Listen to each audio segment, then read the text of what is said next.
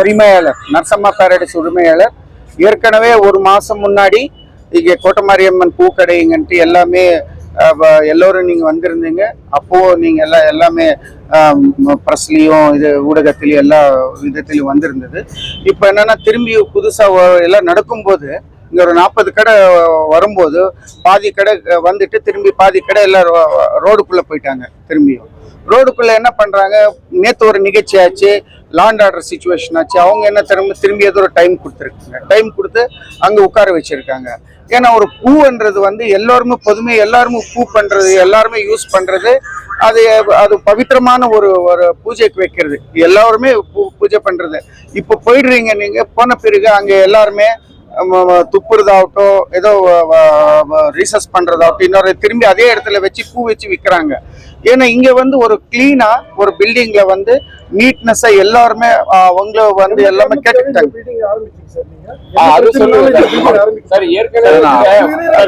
மேம்பாலத்து கடையில சார், மேம்பாலத்து கடையில எல்லாரும் அட்மினிஸ்ட்ரேஷன், மாநகராட்சியும் அட்மினிஸ்ட்ரேஷன், லா அண்ட் ஆர்டர் எல்லாருமே சேர்ந்து எல்லாரும் அகற்றிட்டு பிறகு இவங்க வந்து ஒரு பூக்கடை நடக்கிற நபர் எல்லாம் வந்து என்ன கேட்டுக்கிட்டாங்க. என்ன வந்து இந்த மாதிரி அந்த கடை நடத்தணும், நீங்க தயவு செய்து நம்மளுக்கு ஒத்துழைப்பு கொடுங்கன்ற மாதிரி கொடுத்தாங்க. அதனால அது ஒரு மேற்கொண்டு நான் எல்லாமே என்னுடைய காம்ப்ளெக்ஸ்க்கு ரொம்ப பாதிப்பு இருந்துச்சு.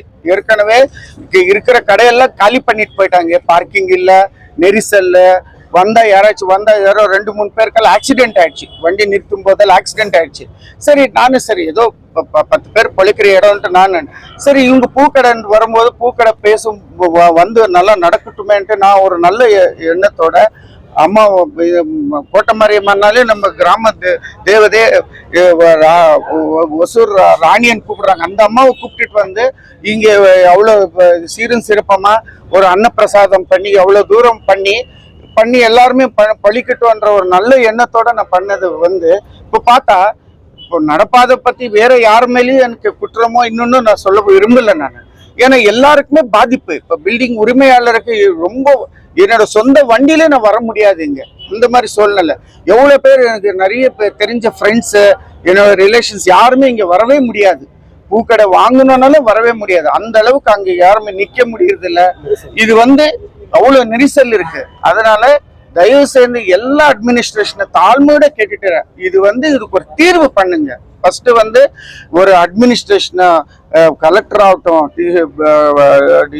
டிஸ்ட்ரிக்ட் கலெக்டர் ஆகட்டும், டெப்டி கலெக்டர் ஆகட்டும், மாநகராட்சி கமிஷனர் சார் ஆகட்டும், டிஎஸ்பி சார் ஆகட்டும், எல்லாருமே ஹைவேஸ் எல்லாருமே சேர்ந்து இதுக்கு ஒரு ஒட்டுமொத்தமான ஒரு தீர்வு வந்து கண்டுபிடிங்க.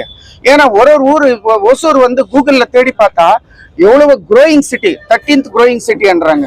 அந்த மாதிரி ஒரு சூழ்நிலையில இதுக்கு எந்த மாதிரி ஒரு இடத்துல அவங்களுக்கு தனிப்பட்ட முகத்துல ஒசூர்ல எங்க பாருங்க, எங்க போனாலும் வண்டிங்க தான், எங்க பார்த்தாலும் கடை தான். அது ஒரு இடம் ஒதுக்குங்க அவங்களுக்கு.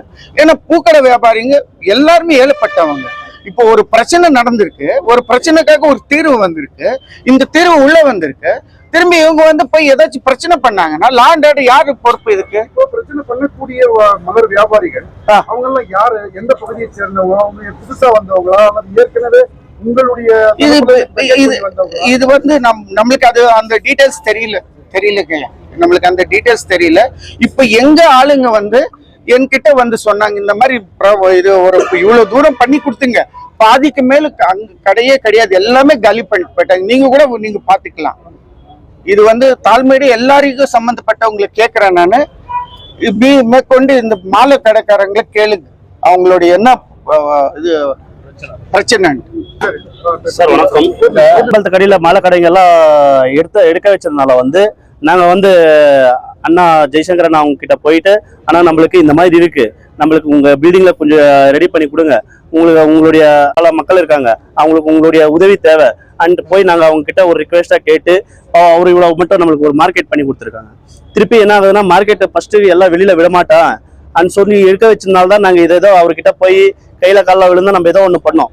திருப்பி வந்து இப்போ வெளியில விடும்போது உள்ள இருக்கிற கடைகள்லாம் என்ன பண்றாங்க, நம்மளுக்கு உள்ள வியாபாரம் ஆகிறதுல திருப்பி வெளியில போடுறாங்க. போகும்போது திருப்பி இந்த பில்டிங் ஓனர் ஜெய்சங்கரன் அவங்களுக்கும் அடிப்படுது. நம்மளை நம்பி எல்லாமே பில்டிங்கே இடிச்சிட்டாரு. இடிச்சுட்டு எல்லாமே ரெடி பண்ணி மாலை கடைங்க ரெடி பண்ணி கொடுத்துருக்காங்க. ரெடி பண்ணி கொடுத்துருக்கனால திருப்பி இது வெளியே போகும்போது அவங்களுக்கும் பாதிக்கப்படுது, எங்களுக்கும் பாதிக்கப்படுது. அதனால வந்து வெளியில விற்கிற இது வந்து அவங்களுக்கு ஆல்ரெடி ஒரு இடம் ஒதுக்கினாங்க, ஒரு இடம் 2 இடம் ஒதுக்கினாங்க. அந்த இடத்துல வந்து போனா வியாபாரம் ஆகாதுன்றதுனால வந்து நிறைய பேர் போக மாட்டேன்றாங்க. அதனாலதான் நாங்களே வந்து இதை வந்து வாடகை எடுத்து இதை நிறுத்திட்டு இருக்கோம் மார்க்கெட்டு. திருப்பி வந்து வெளியில வைக்கிறதுனால வந்து டிராபிக் ப்ராப்ளமு, அதுக்கப்புறம் மக்கள் நடமாடுறது ப்ராப்ளமு, அதுக்கப்புறம் நம்மளுக்கு இந்த கடைக்காரர்களுக்கு 40 கடைக்காரர்களுக்கு ப்ராப்ளம்.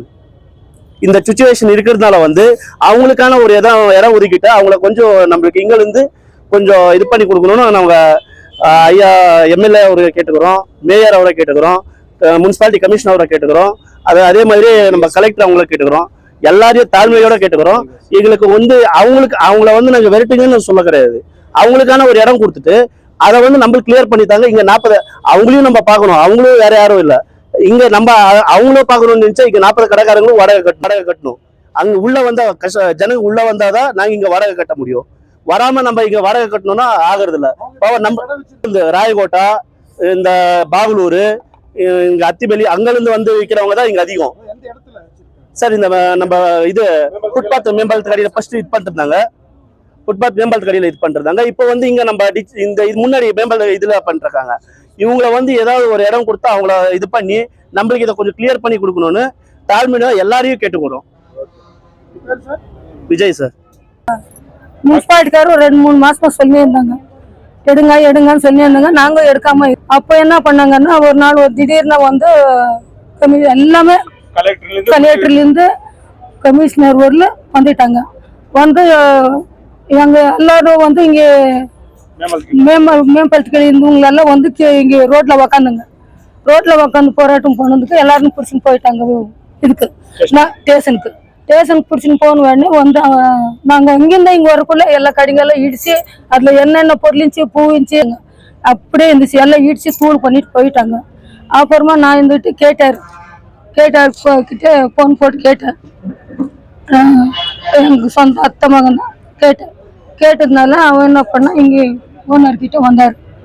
வந்து அவரும் பெரியவரும் விஜய் எல்லாமே சேர்ந்து 4-5 பேர் சேர்ந்து போனாங்க. அவங்களாண்ட போய் நான் தான் இங்க சொன்னது, இங்க இடம் இருக்குது. நானே என்ன சொன்னேன்னா இங்க காலி கொஞ்சம் இடம்ச்சு, அந்த இடத்துல ஒரு 10 பேர் கடிக்கானா ஆகட்டடா, சும்மா வீட்டுல உக்காந்துக்கிறங்க, பிள்ளைங்களே வளர்க்கணும் அப்படின்னு சொல்லிட்டு நான் சொன்னேன்.